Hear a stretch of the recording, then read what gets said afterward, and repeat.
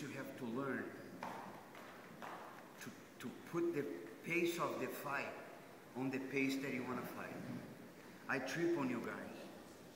Because sometimes I see you kind of like, you don't stop. It's kind of like driving a car that is no brake. Maybe you got lucky on the curb.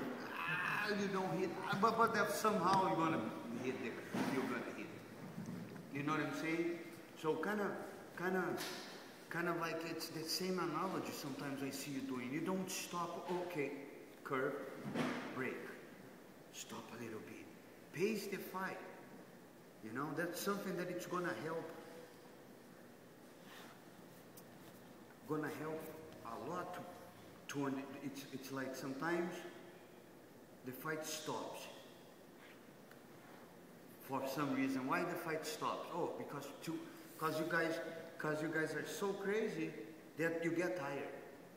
And then the moment that you get tired, you give that little 10-second pause, it stops. That's when you adjust the body. Like you always molding your body to the situation.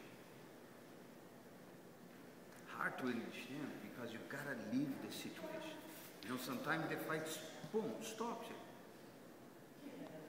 So many times, you know, if right now, for instance, why do I say that? Because I learned right now, as you age, I don't have the same endurance to keep following through the fight with you guys. Gonna get tired. Because you're so much more explosion. It makes sense, the body. You're way more explosion, the muscle, everything responds faster. Me, what I gotta do is experience. I gotta stop. Stop the strength, stop the fight, put the guy in comfort. Bah. You know that, that's what I try to do. Then I make somehow, put all my little weight in one point of your body. I become heavy as hell. You only want 50 pounds. Go try to lift 150 pounds. If you put one, you know, if you want 70, even more. If you want 80, 200, that's what I meant. If I was 200, people would not move.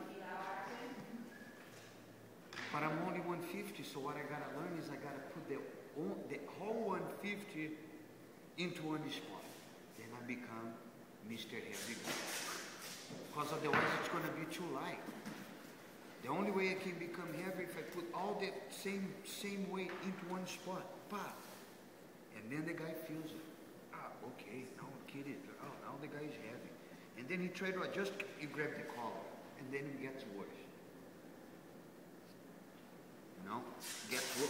When you get, that's why I like chokes. Because collar, it's always like, people panic more when they're under pressure of a choke than when they're like about to get to tap on a footlock on an arm lock.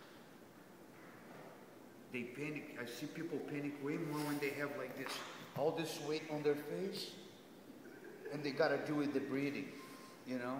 People tend to like, I need to breathe. If people are breathing your arm, you're still breathing. It's just gonna snap the ligaments. Things gonna like snap out. Pop, pop.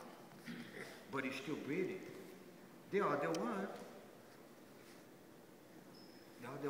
it's that suffocation. So I think people tend. So when you scare them with the collar, they tend to panic way more.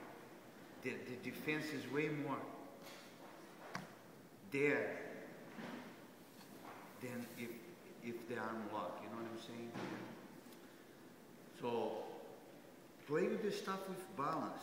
Understand that, oh, the body sits this way, the weight goes that way. The body goes that way, the weight goes that way. Try always to be on a spot where the guys cannot see you. Here, basic of defending guard. Basic. If your hip is always following my hip, very hard to pass the guard.